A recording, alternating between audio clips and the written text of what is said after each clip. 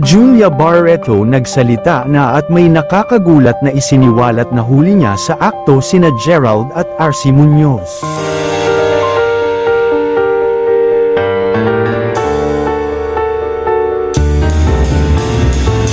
Hanggang sa ngayon nga ay hindi pa matapos-tapos ang isyong Gerald Anderson at RC Munoz na ayon sa kumakalat na chika ay naghiwalay na daw ang dalawa at ang dahilan di umano nito ay nang mahuli ni Julia Barreto sa akto ang panluloko ng aktor na si Gerald Anderson.